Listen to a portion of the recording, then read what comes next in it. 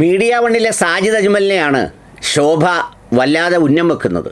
Media one ഉണ്ടാക്കിയ ഒരു സവിശേഷമായ തിരക്കഥയാണെന്നും വേണമെങ്കിൽ അതിനകത്തെ ഷാഫി പറമ്പിലിനെയും കൂടെ കൂട്ടിക്കെട്ടി ഇത്ര വൃത്തികെട്ട രീതിയിൽ, ഇത്ര മോശമായ രീതിയിൽ, ഇത്ര മ്ലേച്ഛമായ രീതിയിൽ സ്വയം ചെയ്തു കൂട്ടിയ ഒരു ആരോപണത്തെ ന്യായീകരിക്കുന്ന ഒരാളിനെ എൻ്റെ ജീവിതത്തിൽ ആദ്യം കാണുകയാണ്.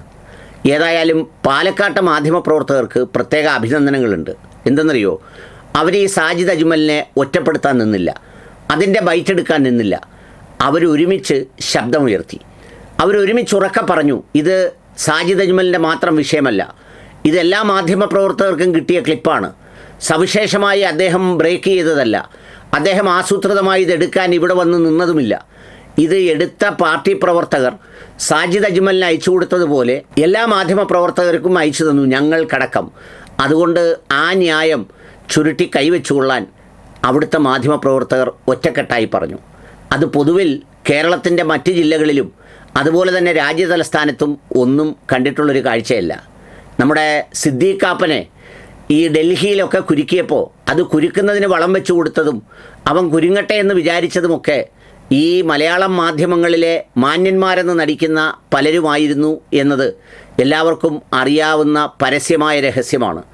പിന്നീട് പല ജില്ലകളിലും വരുമ്പോൾ ഇതുപോലെ ചിലരെ ഒറ്റപ്പെടുത്തി ആക്രമിക്കുമ്പോൾ, ചിലരുടെ പേര് പറയുമ്പോൾ അതിലൊരു പാരസ്പരിക സ്നേഹമോ ഒരു നിലപാടോ ചേർത്ത് പിടിക്കലോ ഉണ്ടാകുന്നതിന് പകരം അത് കിട്ടിക്കോട്ടെ എന്ന് കരുതി ഈ മാധ്യമപ്രവർത്തകർക്കിടയിലുള്ള ഗ്രൂപ്പോ പോരോ മറ്റെന്തെങ്കിലും തരത്തിലുള്ള സംഗതികൾക്കോ ഒക്കെ ഉപയോഗിക്കാൻ വേണ്ടിയാണ് ഉപയോഗിക്കാറുള്ളത്.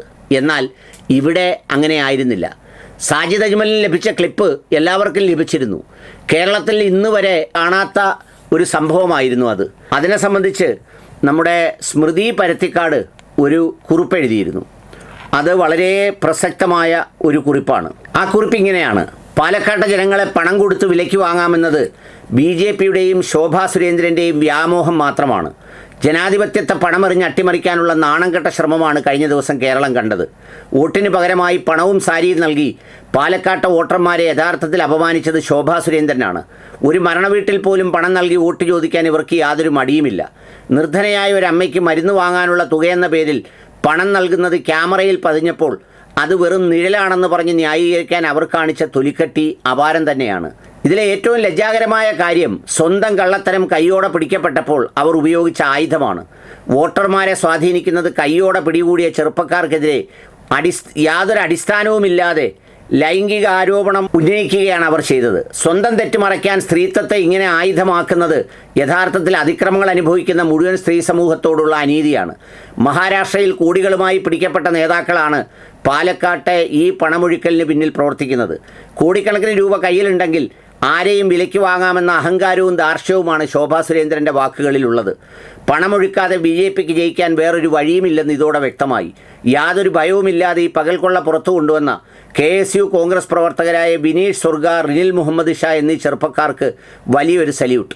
പാലക്കാട്ടെ പ്രബുദ്ധരായ വോട്ടർമാർ ഈ വിലയുറഞ്ഞ രാഷ്ട്രീയത്തിന് വോട്ടിലൂടെ കൃത്യമായി മറുപടി നൽകണം. പണമായി വോട്ട് വാങ്ങാൻ വരുന്നവരെ ജനങ്ങൾ തന്നെ ഒറ്റപ്പെടുത്തണം. സത്യം ജയിക്കട്ടെ.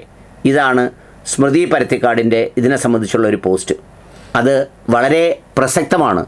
അക്കാര്യത്തിൽ ചേർന്ന് നിന്ന മാധ്യമപ്രവർത്തകർക്ക് പ്രത്യേക അഭിനന്ദനങ്ങൾ.